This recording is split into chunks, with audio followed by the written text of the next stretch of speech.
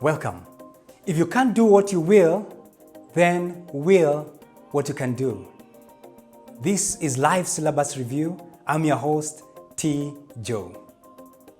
In his book, Mini Habits, Stephen Gaze talks about how one can model any habit that they really want to get to in life.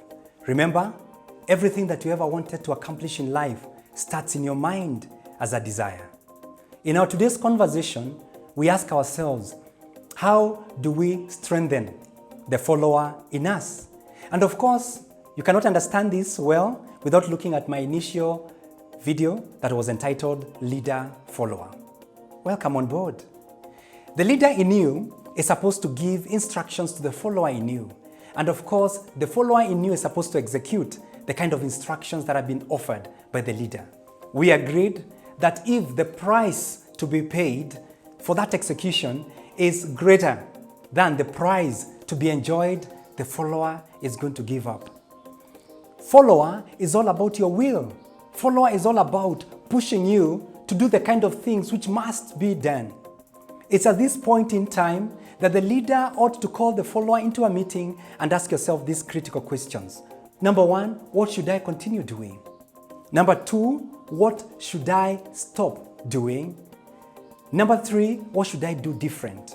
We agreed that the leader ought to be giving instructions to the follower with regard to how things are supposed to be done. And of course, the moment the two of them are speaking the same language, it becomes very easy for you to move forth to the next phase. And in today's conversation, the key question here is, how do you stop doing the things that you don't want to do? How do you eliminate from your lifestyle those things that are not working for your good? And of course, this is how. Stephen Gaze talks about mini habits, and he says this: if you can't do what you will, then of course get away of tasting the most minute component of the victory. How do you get to that? After evaluating how your yesterday was, look at the things that you're not happy about. Look at the mannerisms that you'd like to change. Look at the new things that you'd like to adopt in your life. And from there, the journey will have commenced. After doing that, list down all those areas that needs to be rectified. Upon listing them down, it's good for you to ask yourself, what can I do so that I can stop this thing? Remember, if you can't do what you will, then will what you can do. Someone might say, I'm obese. I've been working so hard to cut down my weight. Someone has been saying that, me, water intake? No. We are told to take 8 glasses, but of course, for me, it's a big struggle. How about coming up with a mini habit that is going to get you there? This is how the mini habit concept worked. If, for example, you want to cut on your weight, how about you asking yourself, what are those minute things that I can do in order for me to trigger a feeling that I've already started exercising?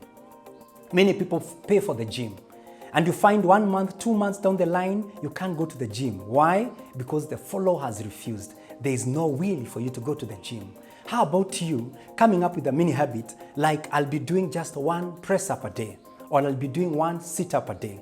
If you're that individual who has been struggling with water intake, how about you telling yourself, I'll just be taking 1 sip every 1 hour, or 1 sip every 2 hours. And of course, the moment you take that 1 sip, the trigger is going to come, take another one, and after you've taken the second one, eventually you'll find yourself taking a full glass, and of course the 8 glasses. So this is what happened with Stephen Gaze. He had it rough time getting to the gym, paid for the gym, but for one reason or the other he could not go. And he told himself, I'm going to do 1 sit-up a day. And of course, that 1 sit-up eventually graduated to 2 sit-ups, 3 sit-ups, 4 sit-ups. How about you from this day henceforth coming up with a small exercise, a small component of your victory? You know what? The moment you do that 1 sit-up, the moment you jog on spot for 5 seconds, it's going to give you a feeling that at least I'm an achiever, I've accomplished something.